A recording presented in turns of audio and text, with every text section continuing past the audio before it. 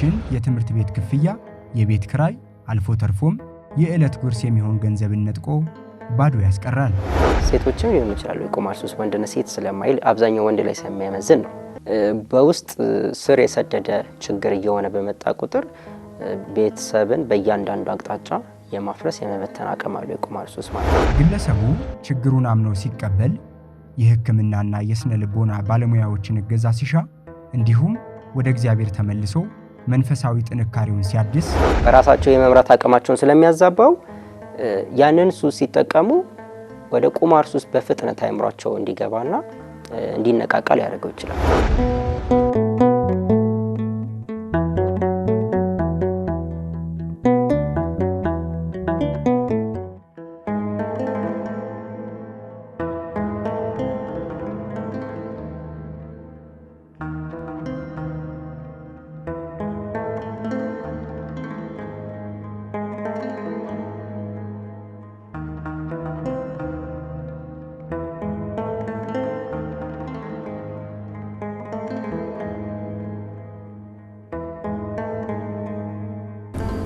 አንድ ልጅ ቁማር የለም።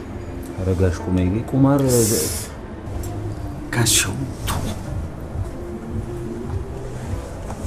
እሷ ጋር እንዳትደርስ ቃሌ። አንተም ስለኔ እኔም ስላንተ ያሳለፍናቸውን ችግሮች አትርሳ። አንድ ልጅን ጭማድ ይዘህ መመል ይመስላል።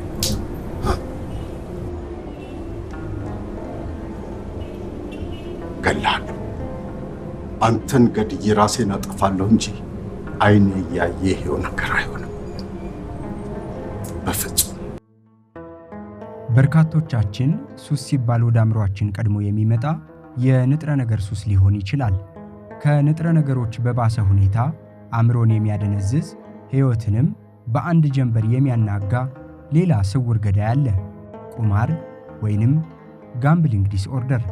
በጉዳዩ ላይ ጥናት ያካሄዱ ምሁራን ቁማርን አይነተኛ የጠባይ ሱስ ይሉታል። ይህ የሱስ አይነት ብቻውን አይመጣም፣ ድንበርም የለውም።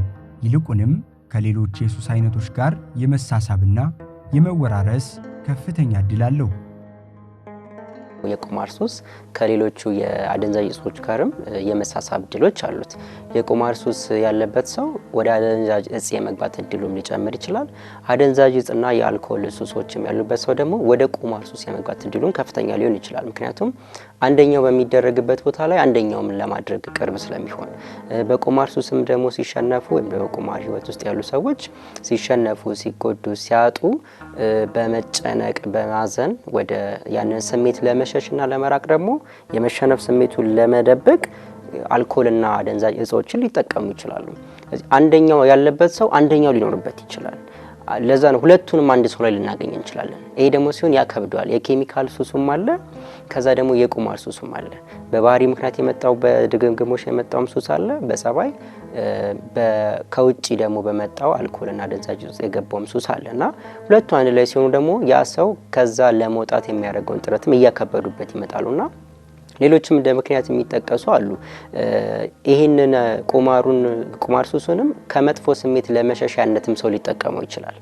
በዛ ውስጥ ደግሞ አልኮልንም ወይም ደግሞ አደንዛዥ እጽንም አስተባብሮ ሊጠቀም ይችላል። ስለዚህ ውስጣችን ያሉ መጥፎ ስሜቶች የሚረብሹን ማስታወስ ማንፈልጋቸው ህይወታችን ላይ ከባድ ችግር ፈጥሮብን ያለፉ ጉዳቶችን ስናስታውስ ሚጨንቀን ሚረብሸን የምንሸበርበት ጉዳይ ካለ ያንን መፍታት ማውራት መፍትሄ ለመፈለግ የተለያዩ አማራጮችን መጠቀም እንጂ ያን ስሜት ለመደበቅ ብለን የጀመርነው ነገር የማንወጣበትን ሌላ የህይወት ሱስ የአይምሮ ሱስ ውስጥ የህይወት ውጣ ውረድ ውስጥ ያስገባናል ማለት ነውና ለዛ ነው የመሳሳብ ዕድልም አላቸው። ሁለቱም አንድ ሰው ላይ ሊገኙ ይችላሉ። አንዱን የሚያደርግ ሰው አንዱን የማድረግ ዕድሉም ከፍተኛ ነው ከሌላው ሰው ይልቅ ማለት ነው።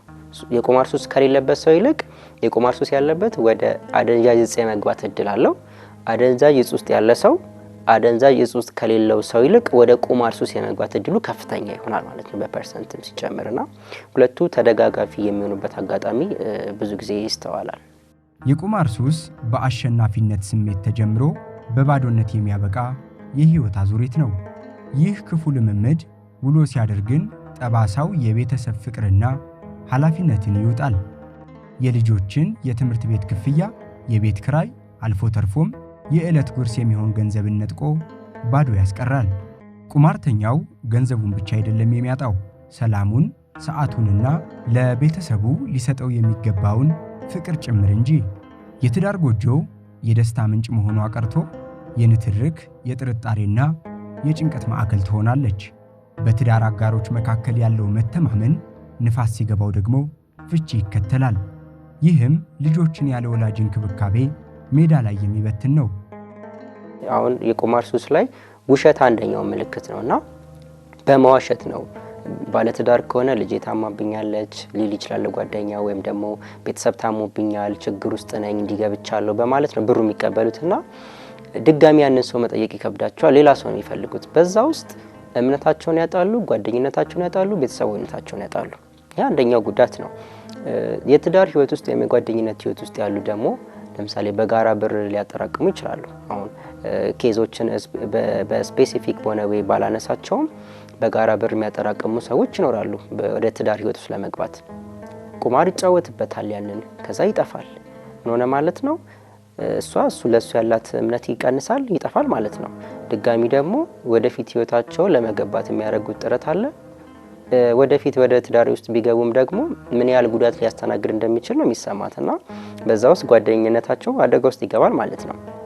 ከቤተሰብም አንፃር ለፍቺ የሚያደርሱ ምክንያቶች ውስጥ ይሄ ቁማር ውስጥ የተደበቀ ምክንያት ተብሎ ይቆጠራል።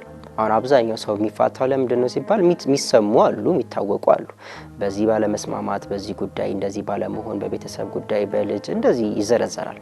የቁማር ሱስ ተብሎ ግን ብዙ ጊዜ አይጠቀስም። የቁማር ሱስ ለፍቺ ምክንያት ከሚሆኑ ድብቅ ከሚባሉ ከማይጠቀሱ ብዙ ጊዜ ምክንያቶች ነው። ብዙ ሰዎች ይህንን ፕሮግራም የሚያዩ ፍቻቸው በቁማር ሱስ ምክንያት እንደሆነ የሚረዱ ሰዎች ይኖራሉ ብዬ አስተውላለሁ። እና ቤተሰብ ይፈርሳል፣ ኢኮኖሚ ይናጋል፣ ቤት ይሸጣል፣ ያላቸውን ቤት ካርታ ሲይዘው ተበልተው ከዛ ደግሞ ወደ ቤት ኪራይ ይሄዳሉ ማለት ነው። መኪና አለ፣ መኪናውን በቁማር ተበልተው ከዛ በኋላ ወደ ታች ህይወታቸው ይቀንሳል ማለት ነው። ብድር ውስጥ ገብተው እሷ ወይ አታቅም ወይ ሴቶችም ሊሆኑ ይችላሉ። የቁማር ሱስ ወንድና ሴት ስለማይል አብዛኛው ወንድ ላይ ስለሚያመዝን ነው። በዛ ብር ተበልተው እዳ ሆኖባቸው ያንን እዳ ለመክፈል ሌላ የህይወት ጫና ውስጥ ይገባሉ። ያ በዛ እዳ ምክንያት ደግሞ ቤተሰብ ይፈርሳል፣ ይለያያል ማለት ነውና ትዳርን እስከ መበተን አቅም አለው። ምክንያቱም ለመተው ብለው ስለሚከብዳቸው፣ ሌላው አጓጉል የሆኑ ባህሪያቶችንም ስለሚያመነጩ ማምሸት፣ በዛው መጠጣት፣ ቤት አለመሆን፣ ብቻቸው መሆኑ፣ በራቸውን ዘግተው መቀመጥ። ለምሳሌ በኤሌክትሮኒክስ ዲቫይስ ከሆነ ቁማር ሱስ የሚያደርጉት እጃቸው ባለ ስልክ ከሆነ ይገለላሉ፣ ማንንም አያወሩም። በተግባራዊ የሆነ ደግሞ በአካል ከሆነ ደግሞ የሚያደርጉት እስከ ማምሸት እስከ ማደር እዛው እየተጫወቱ። ስለዚህ በዛ ውስጥ አጓጉል የሆኑ ባህሪያቶችም ይመጣሉ። ስለዚህ ጭቅጭቆች፣ ግጭቶች ይነሳሉ። ከቁማር ሱሱ በላይ በቁማር ሱሱ ምክንያት ያ ሰው በሚያሳያቸው ያልተለመዱ ጸባዮች ትዳሩ እየተበላሸ እየተናጋ ይመጣል ማለት ነው። ስለዚህ ትዳሩ እስከ መፍረስ ይመጣል። የሚያመሽ ከሆነ የሚያድር ከሆነ ውጪ አስበው እንዴት ከባድ እየሆነ እንደሚመጣ። ልጆቹን ማየት አይችልም፣ አያነጋግራቸውም፣ አይገናኙም፣ አብሯቸው ጊዜ አያሳልፍም። ትምህርት ቤት መክፈል የሚከብዳቸው አሉ። የ3 ወር የ6 ወር የ1 ዓመት ውዝፍ የሚኖርባቸው። በዛ ውስጥ ትምህርት ቤት ተማሪዎች ትምህርት ያቋርጣሉ። ተማሪዎች ትምህርት ሲያቋርጡ ደግሞ ይታወቃል ማለት ነው። ምክንያቱም ለምን ተቋረጠ ትምህርቱ ሲባል የሚታይ ነገር ይሆናል። በዛ ምክንያት ደግሞ ትልቅ የሆነ የልጆች ላይም የስነ ልቦና ጫና ይፈጥራል። ስለዚህ ትምህርት የሚያቋርጡም ልጆች አሉ። 1 ዓመት 2 ዓመት ምናልባትም በዛ ውስጥ ደግሞ ከነጨራሹኑ የትምህርት ቤት ክፍያቸው መክፈል ስለሚከብዳቸው በዚህ ምክንያት ልጆቻቸውንም ለመላክ የሚከብዳቸው ወላጆችም አሉ ማለት ነውና በውስጥ ስር የሰደደ ችግር እየሆነ በመጣ ቁጥር ቤተሰብን በእያንዳንዱ አቅጣጫ የማፍረስ የመበተን አቅም አለው የቁማር ሱስ ማለት ነውና በጣም ገፋ ሲልም ደግሞ ድርጅቶቻቸውንም ያላቸውንም ቢዝነስ የራሳቸውን ቢዝነስም በቁማርም ይበሉ አሉ። ድርጅታቸውን ንብረታቸው ሊሆን ይችላል የሚያስይዙት። ምክንያቱም ከብር ሲያልፍ ወደ እቃ ነው የሚሄደው ስለማይቆም።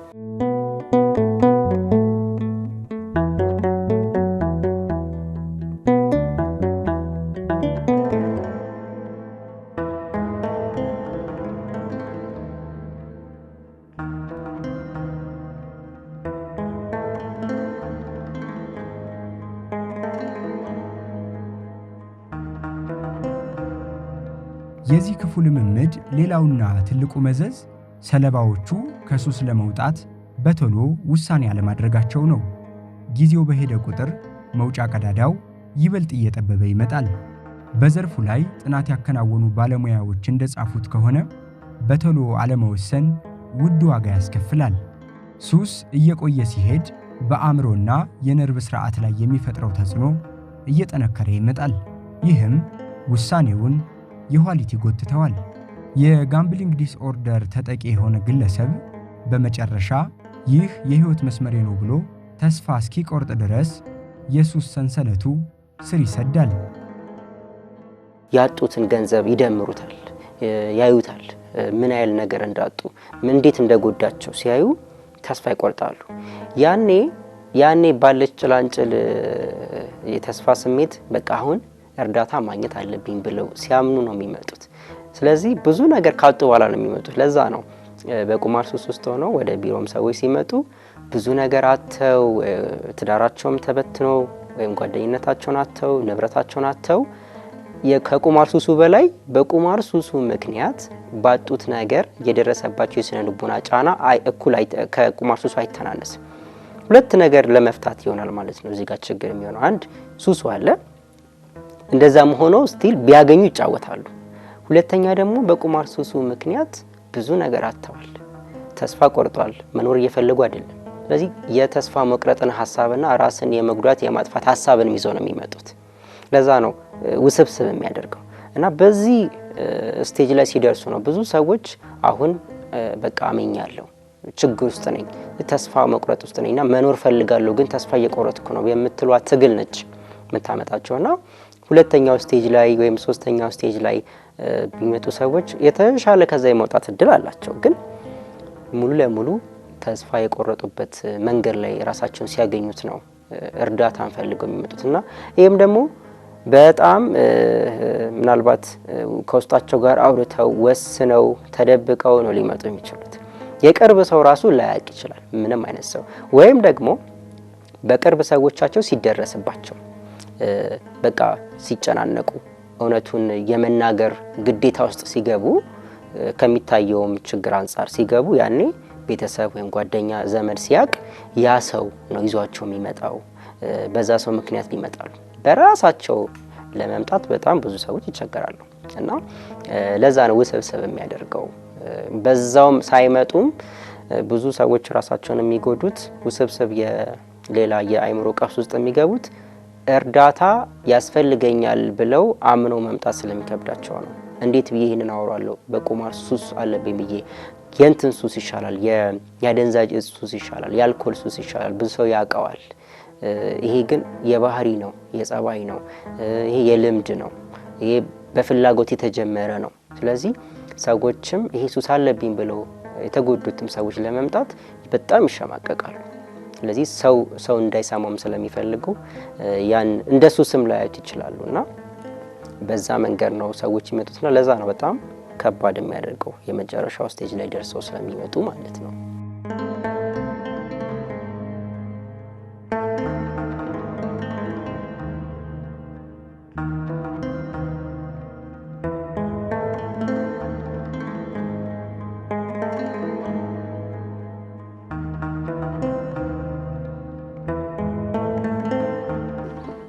ጉዞ ራሱን ያጠፋል። ቤታችን በቁማር ተበላሉ። የቁማር ሱስ ስጋንና ቁስን ብቻ አይደለም የሚያደህየው፣ ነፍስንም ባዶዋን ያስቀራታል። የዚህ ክፉ ልምምድ የመጨረሻውና የጨለማው ጥግ ከእግዚአብሔር ጋር ያለውን ጥልቅ መንፈሳዊ ግንኙነት ማቋረጡ ነው። ከእግዚአብሔር መራቅ ደግሞ በውስጡ ትልቅ ባዶነትን ይፈጥራል። ያንን የነፍስ ባዶነት ለመሙላት እንደገና ወደ ቁማር ጠረጴዛ ይሮጣል። ይበልጥ በራቀ ቁጥር ደግሞ ይበልጥ ይጨልማል። ይህም ብቻ ያይደለ በቁማር ሱስ የተጠቃ ሰው ሰብአዊነት የሌለበት አዲስ ማንነት በውስጡ ያበቅላል። ቁማርተኛ ገንዘቡን ሲያጣ ድሃ ይሆናል። ቤተሰቡን ሲያጣ ብቸኛ ይሆናል። ከእግዚአብሔር ጋር ያለው ግንኙነት ሲቋረጥ ግን ፍጹም ተስፋ ቢስ ይሆናል። ይህ የቁማር ሱስ የመጨረሻው ጥቁር ነጥብ ነው። ፈጣሪ ዝም ያለ አውቆ እንዲበሉ ያደረጋቸው ሊመስላቸው ይችላል። ይህንን ማሳብ አይምሯቸው ላይ ይመጣል። ሌላው ደግሞ እየተሸነፉ ያንን ገንዘብ እያጡ አሁን እርዳታ መጠየቅ ይጀምራሉ። ፈጣሪ አገዘኝ እርዳኝ ወደ ማለት ነው። በቃ ይሄን ብቻ ላስመልስ ቃል ይገባሉ። ከዚህ በኋላ አልጫወትም፣ ይህንን የተበላውትን ብር ካስመለስክልኝ ከዚህ በኋላ አልጫወትም ብለው መሀል ላይ ይገባሉ። ስለትም ሊሳሉ ይችላሉ። ምክንያቱም ያጡትን ገንዘብ ለማስመለስ ከዛ እንደዛ ብሎ ሲጫወቱ አሁንም ይበላሉ። ስለዚህ ፈጣሪ አውቆ እንዲበሉ የፈቀደላቸው እንደማይረዳቸው እንደማያግዛቸው ፈጣሪን በዚህ መመዘን ይጀምራሉ ማለት ነው። አታግዘኝም ማለት ነው። ይህን እንዳሸንፍ የተበላውት እንኳን እንዳስመልስ ካላደረከኝ ከፈጣሪ ጋር መጋጨት ጀመሩ። ስለዚህ ድሮ ሲያደርጉት የነበረው ጸሎት፣ ቤተክርስቲያን መሄድ፣ ሌሎች ሃይማኖታዊ ስርዓቶች ጋር መሳተፍ እየቀነሱ ይመጣሉ። ለምንድን ነው የሚሄደው ይህን ሳታረግልኝ? ምክንያቱም ከውስጣቸውም ጋርም ጦርነት ላይ ናቸው። ያጡትንም እያመኑ አይደለም፣ እርዳታ እየጠየቁ ነው። ከዛ ደግሞ በፈለጉት ልክ እንደሆነ አይሰማቸውም። ስለዚህ ከሃይማኖታዊ ቦታዎች የሚሄዱበት ምክንያት ይቀንሳል፣ ፍላጎታቸው ይቀንሳል፣ ጸሎት ማድረጋቸው ይቀንሳል። ከፈጣሪ ጋር ግላዊ ጦርነት ውስጥም ሊገቡ ይችላሉ። ስለዚህ አውቆ ያደረጋቸውም እስኪመስላቸው ድረስ ሰዎች እኔን አውቆ ነው እንድበላ ያደረገኝ ፈጣሪ እስከ ማለትም ይደርሳሉ። በዚህ ትግል ውስጥ ሲሆኑ ይህ ጦርነት ደግሞ ሃይማኖታዊ ቦታዎች ላይና ከፈጣሪ ጋር ያላቸውን ቅርርቦች መሀል ይገባና ያራርቃቸዋል ማለት ነው። በዛ ውስጥ ከዚህ በኋላ እንደውም አላደርግም ወይ አልጸልይም፣ ከዚህ በኋላ ቤተክርስቲያን አልመጣም ይህን ካላደረክልኝ ብለው ወደ መደራደር ደረጃ ይገባሉ። ከዛ በኋላ እያደገም ሲሄድ ደግሞ በቃ አንተ የለም ለኔ እየረዳኸኝ አይደለም ብለው ወደ ክርክር ውስጥም ይገባሉ። ይሄ ሁሉ የተበሉት ያጡት ገንዘብ በጣም በበዛ ቁጥር ይሄ ግጭት አብሮ ይጨምራል። ትንሽ ነገር ያጡ ሰዎችና በጣም ብዙ ነገር በቁማሩ ምክንያት ያጡ ሰዎች መካከል ያለው የመንፈሳዊ ግጭታቸው ከፈጣሪ ጋር ያላቸው ግጭት ይለያያል። በጣም ብዙ ባጡ ቁጥር ይበልጣል ማለት ነውና ከዛ ደግሞ ማፈር መሸማቀቃለው። ቃል እየገቡ ነው ወይ ምለዋል ወይ በቅዱሳን ስም ይምላሉ ወይ በመጽሐፍ ቅዱስ ይምላሉ። በቃ አእምሯቸውን ራሳቸው ማዘዝ ስለከበዳቸው የሆነ ከማልኩኝ ፈርቼ አላደርግም ብለው እኮ ነው። ያንን መሐላ ደግሞ ይሰብራሉ። አሁንም ይምላሉ፣ ይሰብራሉ፣ ይምላሉ፣ ይሰብራሉ። ስለዚህ በዛ ውስጥ ማፈር መሸማቀቅ ስለሚፈጥርባቸው በፈጣሪ ፊት መቅረብ፣ መቆም፣ እሱን ድጋሚ መጠየቅ የተሸማቀቁ ራሳቸውን ያገላሉ ማለት ነው። ከዛ ደግሞ ራሳቸውን ተስፋ ሲቆርጡበት በቃ እኔ አይገባኝም፣ ይሄ እኔ አልጠቅምም ወደ ማለትም ይደርሳሉና መንፈሳዊ ህይወታቸውን አገልግሎታቸውን በጣም ይጎዳል። መንፈሳዊ ህይወት ላይም ብዙ ጥልቅ የገቡ ሰዎችም በዚህ ጉዳይ ከተጠቁ በዚህ ጉዳይ ችግር ከደረሰባቸው ጋምብሊንግ ውስጥ ከገቡ ከመንፈሳዊ ህይወታቸው ሲሩቁም እናያለን። ምልክቶቹም አንዱ ምልክትም ሊሆን ይችላል። የሆነ ሰው ከሚወደው ሁሌ ከሚያዘወትረው ይጠቅመኛል ብሎ ከሚያስበው የህይወት መንገድ መንፈሳዊ ህይወት አንድ ብናነሳ ከዛ ሲርቅ፣ ሲሸሽ፣ ሲደበቅ ያንን ነገር ማድረግ ሲቀንስ ያ አንዱ ምልክት ይሄ ሰው የሆነ ልክ ያልሆነ ነገር ውስጥ ገብቷል ብለን ልናየው እንችላለንና በዚህ ልክ መንፈሳዊ ህይወትንም የመጉዳት አቅሞች አሉት።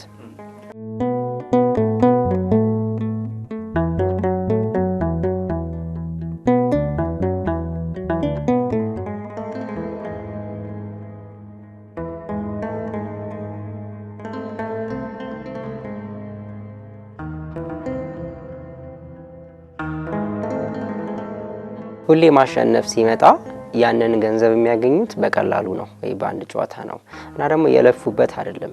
የሆነ ሰው ገንዘብ ነው በጨዋታ ነው ያንን ወይም በቁማሩ ነው ያገኙትና ለገንዘቡ የሚሰጡት ቦታ፣ ገንዘቡን የሚያጠፉበት ነገር በጣም ይለያያል። ሰው ለፍቶ በላቡ ሲያመጣ ገንዘቡን ለሚጠቅምና ስሜት ለሚሰጥ ነገር ነው ማጥፋት ወይም ደግሞ ያንን ነገር ስፔንድ የሚያደርገው። በቁማር ምክንያት የሚያሸንፉ ሰዎች ብራቸው አብዛኛው የሚያጠፉት ወይ በመብላት ነው ወይ በመጠጣት ነው ወይ ደግሞ በጣም ለጤናና ለአእምሮ የሚጎዱ የህይወት እንቅስቃሴዎችን በማድረግ ነው። አብዛኞቹ ነው እነዚህ ሰዎች የሚያደርጉት። የተለያዩ ቁማር ሱስ ውስጥ ማጭበርበር ስራ ላይ ያሉ ሰዎች ብንላቸው ወይም ደግሞ ከሰዎች ገንዘብን በህጋዊ ባልሆነ ወይ ደግሞ መልካም ባልሆነ መንገድ ከሰዎች ገንዘብን የሚወስዱ ሰዎች ባህሪያቸው ላይ ገንዘቡን በመጣበት ልክ ነው የሚበትኑት። ስለዚህ ለገንዘብ ያላቸው ቦታ በጣም የተዛባ ይሆናል። ስለዚህ ህይወታቸውን በሙሉ በዛ ገንዘብ ምክንያት በመጣው ገንዘብ ምክንያት የሚያጡት ህይወትን በጣም ከፍተኛ ይሆናል። ጤናቸውን አጓጉል ቦታዎች ላይ መዋል ዕድላቸው ይሰፋል። ምክንያቱም ያንን ነገር ከሚያረጉ ሰዎች ጋር ህብረት ማድረግ ስለሚጀምሩ ብዙ ገንዘብ ባላቸው ቁጥር ያንን ገንዘብ የሚያጠፉበት ቦታ ጤነኛ አይሆንም። ስለዚህ ያንን ገንዘብ አስጠራቅመው ለዓላማቸው አይጠቀሙትም። ነገ ስለሚመጣ በቀላሉ ያገኙ ስለሆነ በቀላሉ ያጠፉታል። ስለዚህ በቀላሉ ሲያጠፉት ደግሞ በዛ ገንዘብ ምክንያት የማይወጡት የሆነ ሱስ ውስጥ ይገባሉ ወይ ደግሞ የማይወጡት የጤና እክል ውስጥ ይገባሉ ማለት ነው። ስለዚህ በቁማር ምክንያትም የሚመጣው ገንዘብ ስላሸነፉ ብቻ ጤነኛ አይደለም። ምክንያቱም የሚያጠፉበት መንገድ በጣም የባከነ እንዲሆን ያደርገዋል። በዛ ውስጥም ደግሞ ሌሎች ከፍተኛ የሆኑ ወንጀል ውስጥ የመግባት ዕድላቸውንም ይጨምራል። ምክንያቱም በትክክለኛ መንገድ ያልመጣ ገንዘብ የሚመራን ወደ ትክክለኛ ያልሆነ መንገድ ነው ብዬ አምናለሁ። ስለዚህ በቁማር ሱስ እያሸነፉ ያሉት ሰዎችም ራሳቸው አደጋ ውስጥ ናቸው ማለት ነው። የሆነ ጊዜ ሊሆን ይችላል የሚባሉት እንጂ ያንን ገንዘብ ለማምጣት ለማድረግ ወደ አራጣ ወደ ማበደር ይሄዳሉ፣ ወደ መበደር ይሄዳሉ እና በማሸነፍ ውስጥም ራሱ የራሱ የሆነ ጉዳቶች አሉት። ጨለማው ምንም ያህል ቢበረታ የንጋት ብርሃን መምጣቱ አይቀሬ ነው። የቁማር ሱስ የማይበጠስ የእድሜ ልክ ስርዓት አይደለም። መዳን ይቻላል። ግለሰቡ ችግሩን አምኖ ሲቀበል፣ የሕክምናና የስነ ልቦና ባለሙያዎችን እገዛ ሲሻ፣ እንዲሁም ወደ እግዚአብሔር ተመልሶ መንፈሳዊ ጥንካሬውን ሲያድስ የነጻነቱ መንገድ ይጀምራል። ነገር ግን ከእስር ቤት መውጣት ብቻውን በቂ አይደለም። ወደ እስር ቤቱ ዳግም እንዳይመለሱ መንገዱን መጠበቅም ያስፈልጋል። ከሱስ የማገገም ጉዞ ትልቁ ፈተና ሪላፕስ ወይም ሱስ እንደገና የማገርሸት አደጋ ነው። የቁማር ሱስ በአእምሮ ውስጥ የጣለው ጠባሳ በቀላሉ አይጠፋም። ግለሰቡ ሙሉ በሙሉ ድኛለሁ ብሎ በሚያስብበት አልፎ ተርፎም ትንሽ ፈታ ለማለት በሚሞክርበት ቅጽበት ሱሱ በጥንካሬ ሊያገረሽ ይችላልና ጥንቃቄ ማድረጉ አብይ ቁም ነገር ነው። እንደ ሌሎች ሱሶች ሪላፕስ ይኖረዋል። የቁማር ሱስ ድጋሚ ሊመጣበት የሚችል አጋጣሚ አለ። ምናልባት በፐርሰንት አንዳንድ ጥናቶች ያስቀምጣሉ። ለምሳሌ ከ50 እስከ 75% የሆነ ሰው ቁማር ሱስ ውስጥ ገብቶ ሱስ በሚባል ደረጃ በቅድም ባስቀመጥነው መስፈርት ውስጥ ገብቶ ከዛ ወጥቶ ድጋሚ የመግባት መጠኑ 50 እስከ 75% ሊደርስ ይችላል ይባላል ተብሎ ጥናቶች ያስቀምጣሉ። ይሄ የሪላፕስ ግን ምክንያቶች አሉት። አንድ ሰው ከሱስ ወጣው ከቁማር ሱስ ወጣው የሚለው ለአንድ ወር አልተጫወትኩም፣ 6 ወር ነኝ ከተጫወትኩ፣ ይሄን ያህል ወር ነኝ። እሱ አይደለም ከቁማር ሱስ መውጣት ማለት። እሱ ስለሚመስላቸው ረጅም ጊዜ ወጡ ይመስላቸዋል። ከዛ ድጋሚ ይገባሉ። ለረጅም ጊዜ ወጡ ይመስላቸዋል። ለዛ ነው ሪላፕሱን የሚያበዛውና ያላቸው ጓደኞች በዙሪያቸው ድጋሚ ያንን ቁማር ሱስ እንዲገቡ የሚያደርግ የህይወት እንቅስቃሴዎቹ ስቲል እዛ ውስጥ ካሉ ቦታው ሰዎቹ ያንን የቁማር ሱስ እንዲገቡ ወደ ቁማር ሱስ እንዲገቡ ያደረጋቸው ምክንያት አሁንም ካለ ምናልባት ውስጣዊ ስሜቶች ጭንቀቶቹ ወይም ደግሞ ለቁማር ሱሱን መደበቂያነት አድርገው የተጠቀሙት ስሜት እስካሁን ድረስ ካለ ሪላፕስ የማድረግ መጠኑ ይጨምራል። በዛም ልክ ደግሞ እስከ 46% በአንድ አመት ውስጥ ህክምናውን የሚያደርጉ ሰዎች 46 እስከ 50% የሆኑ ሰዎችም ከቁማር ሱስ የመውጣት እድል አላቸው። በ5 አመቱ ሂደት ውስጥም ደግሞ ምናልባት 12%ዎቹ ወደ ቁማር ሱሱ ሊመጣባቸው ይችላል። ይሄ ማለት ግን እየዳኑ አይደለም ማለት አይደለም። ወደ ኋላ መመለስ መሄዶች ድጋሚ እዛ ሱስ ውስጥ ለመግባት የሚታገለው ስሜታቸውና ሀሳባቸው መምጣት ገብቶ መውጣቶች ሊፈጠሩ ይችላሉ። ይሄ ሂደቱ ሊሆን ይችላልና ከዚህ ውስጥ ሙሉ ለሙሉ መውጣት ይቻላል። ድጋሚ ደግሞ እንደ ሌሎች ሱሶችም ደግሞ ሪላፕስ የማድረግ መጠኑም ከፍተኛ ሆኖ ይታያል። ምክንያቱም ትዝ ባላቸው ቁጥር የጠፋው ገንዘብ ሰርተው ነው የሚያመጡት። ሰርቶ ማምጣት ደግሞ ድካም አለው፣ የራሱ ሂደት አለው። የቁማሩ ደግሞ ምናልባት በአንድ ጨዋታ ብዙ ብር ሊያገኙ ይችላሉ፣ በአንድ ጨዋታ ብዙ ብር ሊያጡ ይችላሉ። ስለዚህ አይምሯቸው አቋራጭ የሆነውን መንገድ አሁንም ሲያመጣላቸው ይሄን ብቻ የሚል እቺን ብቻ ልጫወት፣ እቺን ብቻ ላስመልስ የምትለው ሐሳብ እስካሁን ስለሚኖር አይምሯቸው ውስጥ ሪላፕስ የማድረግ መጠኑ ይጨምራል። ሌሎች ሱሶችም ደግሞ እስካሁን ካሉ ማጨስ፣ አልኮል እና ሌሎች አደንዛዥ እጾችን የሚጠቀሙ ከሆነ ወደ ቁማር ሱስ ድጋሚ የመግባት እድላቸውም ይጨምራል። ምክንያቱም ያ ከውጪ ወደ ውስጥ የሚገባው የሱስ ኬሚካል የመወሰን እድላቸውን ያዛባዋል። በራሳቸው መወሰን፣ ስሜታቸውን የመቆጣጠር ፍላጎታቸውን፣ አይምሯቸውን፣ ሀሳባቸውን በራሳቸው የመምራት አቅማቸውን ስለሚያዛባው ያንን ሱስ ሲጠቀሙ ወደ ቁማር ሱስ በፍጥነት አይምሯቸው እንዲገባና እንዲነቃቃ ሊያደርገው ይችላል። ስለዚህ ሪላፕሱም አለ ይድናልም፣ በዛ ልክ ደግሞ የመመለስ እድሉም አለ። ያን እንዳይመለስ የምናደርገው ጥረት ነው የሚወስነው ማለት ነው።